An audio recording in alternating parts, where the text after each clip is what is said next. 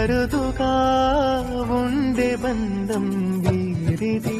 ఈ తమ్ముడే తన అక్క కమ్మై లాలించే లాలించే, అక్కకే తను కన్న తండ్రి పాలించే పాలించే.